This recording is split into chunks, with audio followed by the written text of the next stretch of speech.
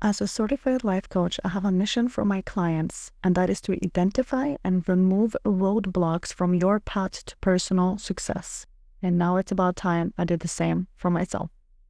My current roadblock is the massive pile of excuses I've made up not to launch a podcast, because everyone is doing it, being one of them. A topic I am particularly passionate about is attachment styles and how I can get to know myself better. In this podcast, you'll tag along the journey of me identifying where my anxious attachment came from, how it's manifesting itself in my life, and how I can, with knowledge, become a more secure version of myself.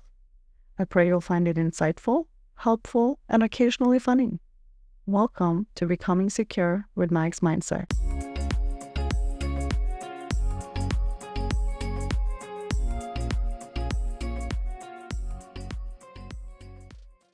In a previous episode, I explained how the pivotal moment of my life was when my boyfriend at the time left me to serve in the Norwegian military. This was because it was the first time I was confronted with loneliness. I haven't shared this yet, but prior to meeting this particular boyfriend of 5 years, I had been in a relationship for 4 years, just before that. But I will get to that later. The year of 2016, I kept a journal. And in that calendar, I would fill every gap with activities with my friends or family because I couldn't stand the thought of spending an evening or a day outside of work alone. And God forbid someone would cancel and the plans fell through. And I was faced with my biggest nightmare at the time, being alone.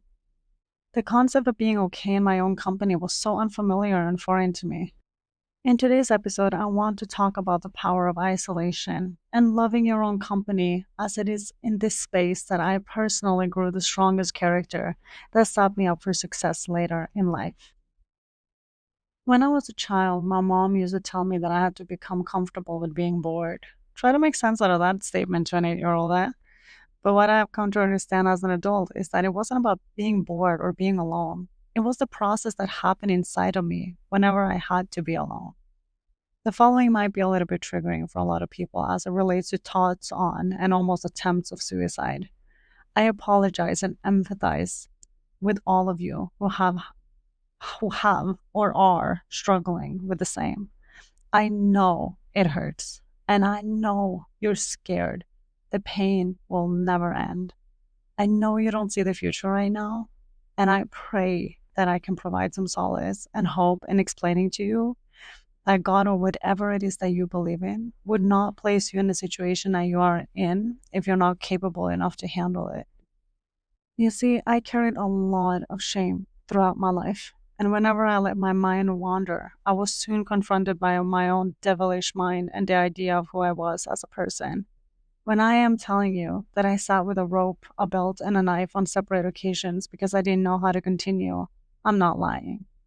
I have wished to die many times during my life, and this started as early as 11 years old.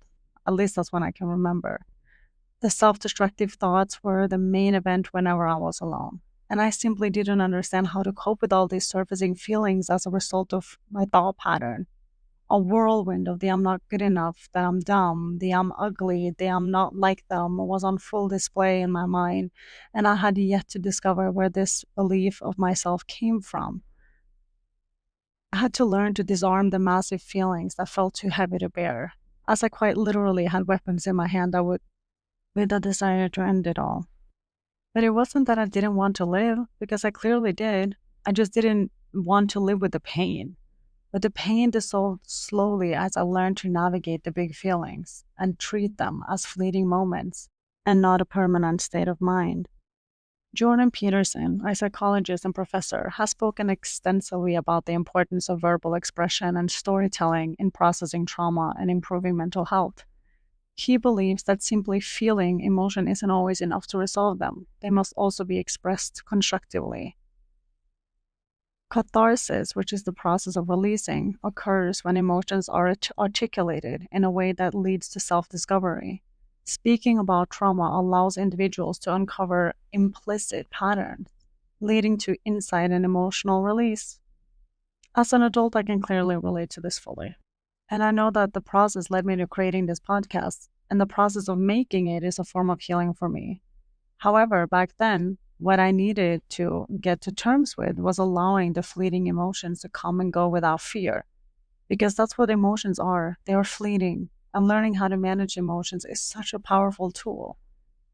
In a quiet room and alone with my thoughts, a lot of emotion surfaced, and I was almost 100% certain that I was gonna scream crying, ugly crying, because I could feel the pain surfacing just by the thought of being alone. I was afraid of the tears because my narrative at the time was that crying meant that I was weak and vulnerable. And being weak and vulnerable was not ideal, not to mention uncomfortable.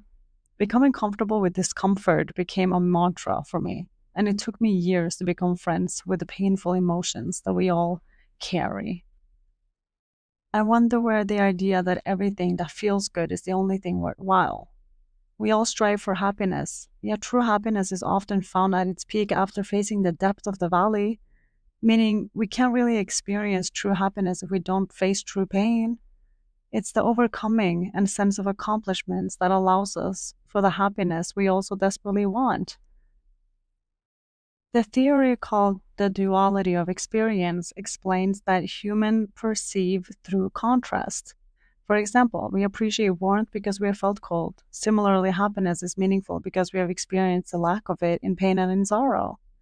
In order to become comfortable with discomfort, we have to sit in it. I would spend so much time dwelling in and dreading the moments where I'd be alone in the moments leading up to it, that by the time the moment hit, I would crawl into a ball in in my bed and start crying.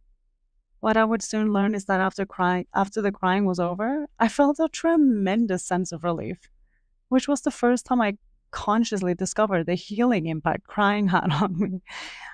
After the crying is when the cohesive thoughts surfaced, and I was slowly able to identify people, places, and situations that caused the pain to begin with. One practical takeaway from Peterson's theories is to face your fears verbally. Talk about your painful experiences, even if it's just to yourself initially, or to confront the trauma. Journaling is also a useful tool to express what the mind is processing.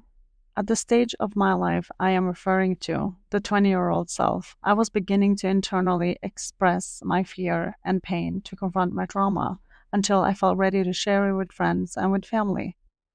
A lot of the reasons why we don't address it is because of fear, but facing fear ultimately builds character. Joseph Wolpe, a South African psychiatrist and a pioneer in behavioral therapy, is best known for his development of systematic desensitization. That was a tough word for me, which is a structured method of exposure therapy. Exposure therapy is a method where you're gradually exposed to the thing that you're afraid of in a safe and controlled environment. By repeatedly facing it, you can learn to manage your fear, and over time, it becomes less intense and intimidating. I was afraid of being alone or abandoned, and by slowly exposing myself to the loneliness, I was able to overcome it, at least way more than I used to.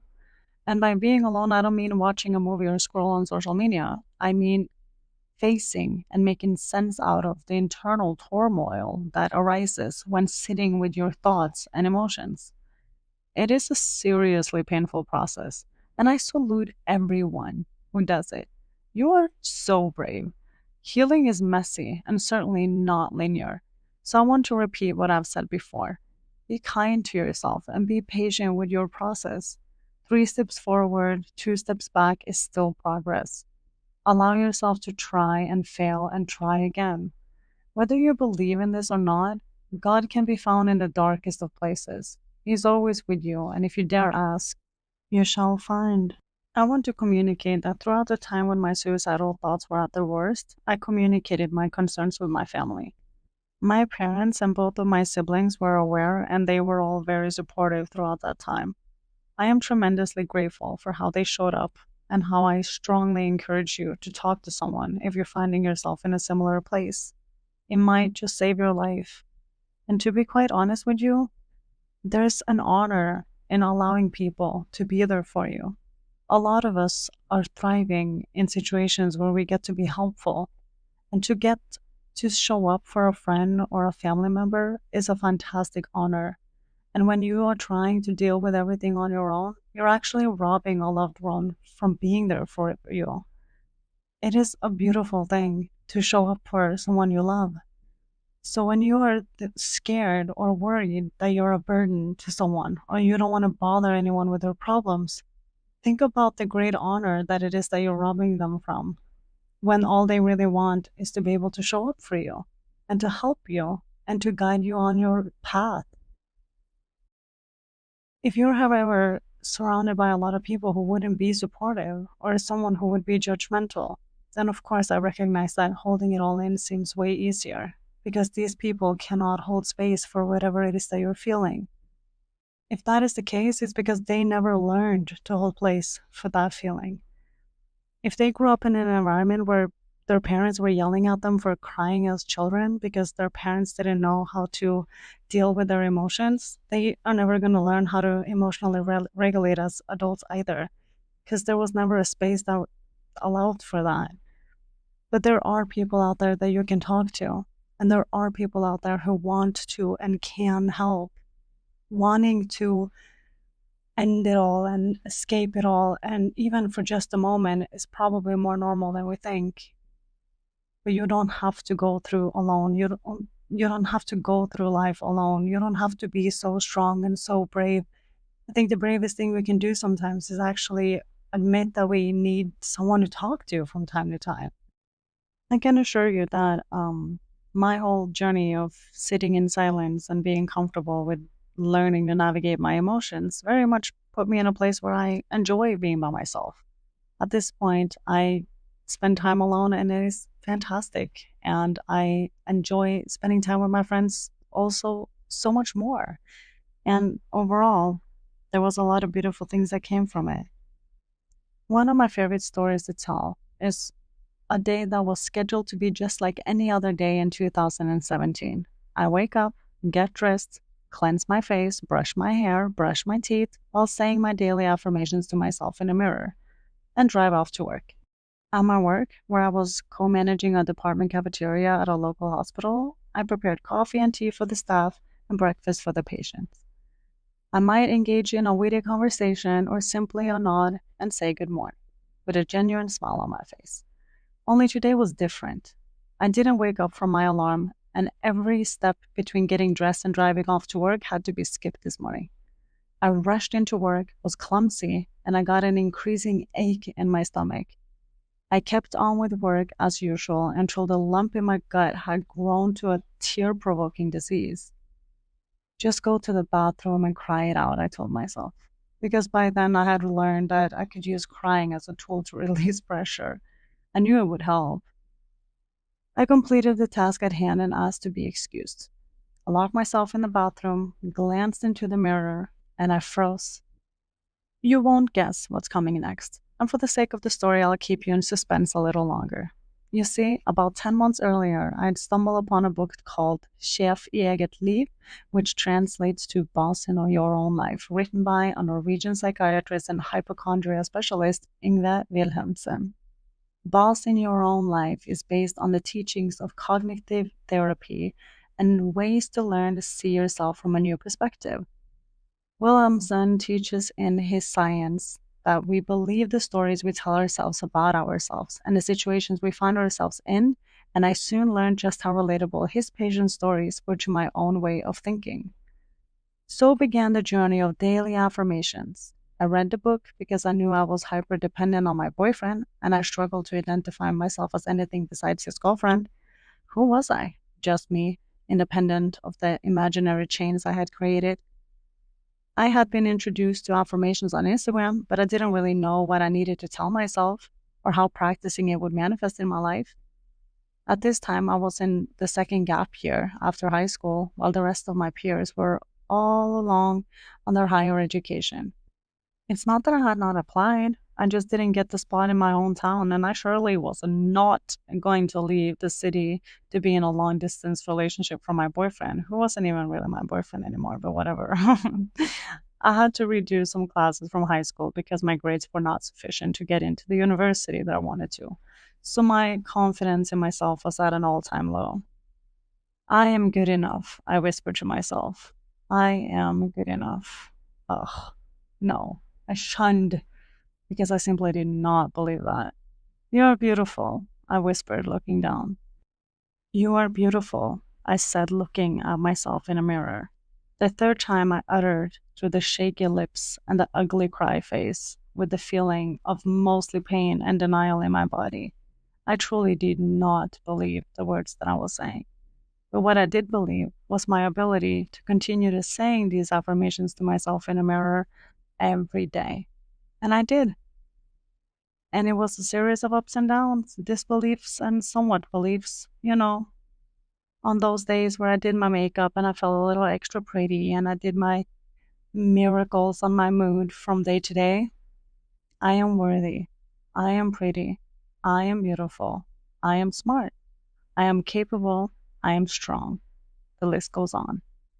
All the things that I essentially wanted to hear from other people, I started to believe myself.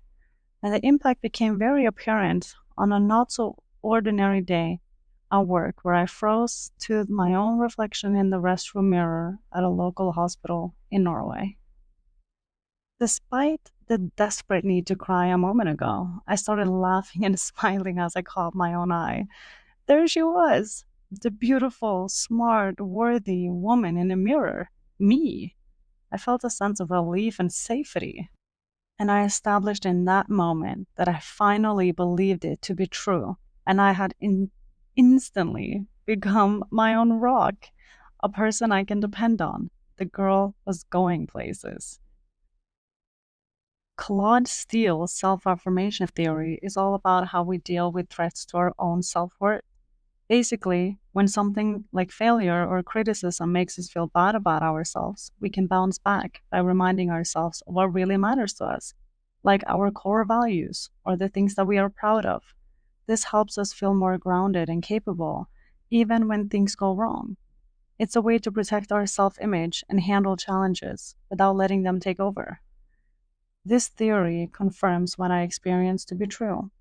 By daily reminding myself who the fuck I am, I began a confidence journey that would lead me so far outside my own expectation of what I could accomplish than I ever dare imagine. By the end of 2016, I had promised myself to do something so independent as a complete testimony to my own ability to, to get shit done.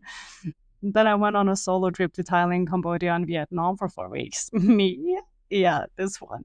This girl who couldn't spend a few hours alone without crying her eyes out, traveled halfway across the world, all alone.